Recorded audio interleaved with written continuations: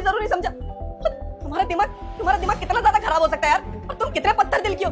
तुम्हें एक भी बार ये नहीं सोचा कि मेरे माँ बाबूजी हैं और मैं अपने माँ बाबूजी से बहुत ज्यादा प्यार करता था यार। यहाँ मैं काम में व्यस्त था इसलिए मैं कुछ नहीं कर पाया, और मैं उनको बस गाँव पैसे भेजता था। बहुत दिनों से उनसे बातें भी नहीं की, और तुमसे हाल चाल पूछता था तो तुम मुझे बोलती थी कि वो ठीक है, सब ठीक है, गाँव में सब ठीक है, माँ बाबूजी ठीक है, सब ठीक है। पर तुमने बहुत गलत किया, और तुमने जो किया ना उसके लिए तुम्हें माफी नहीं मिलेगी। और से ना तुम्हारा मेरा रिश्ता खत्म, आज से तुम मेरी कुछ नहीं लगती, जाओ यहाँ से।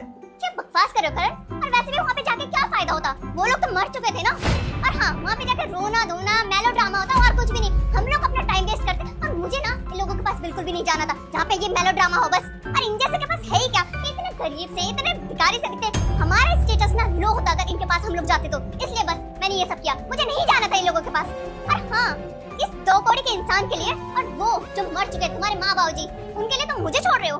तुम्हें इतनी देर से समझा, तुम्हें कुछ समझ ही नहीं आ रहा है। मुझे लगता है तुम्हें कभी समझ भी नहीं आएगा, क्योंकि मैंने अपने माँ बाबूजी को खोया, तुमने नहीं। और मेरे भाई मुझे बता रहा है कि उनकी आखिरी इच्छा थी कि मैं उनके साथ कुछ समय बिताऊं, तुमने वो भी मेरे से छीन लिया।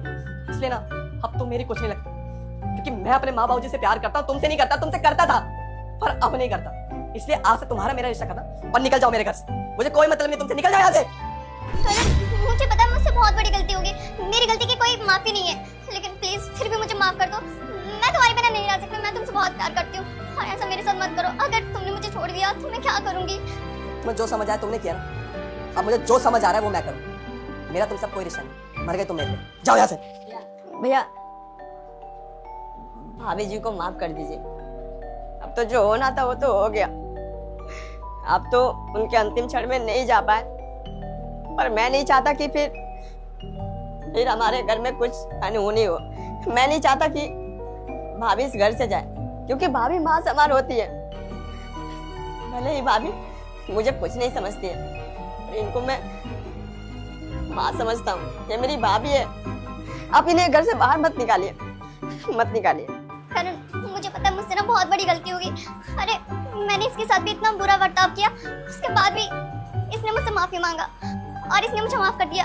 इतनी बड़ी गलती होने के बाद भी अब से ना मैं इसको अपने भाई जैसा ट्रीट करूंगी। और I am really sorry Rahul, मैंने तुम्हारे साथ इतना बुरा बर्ताव किया, उसके बाद भी तुमने मुझे माफ कर दिया। मुझे पता है मेरे से बहुत ज्यादा बड़ी गलती हुई है, उस गलती की कोई माफी नहीं है। फिर भी मैं आप दोनों से हाथ जोड़ के माफी मांग रही हूँ, प्लीज मुझे माफ कर दो।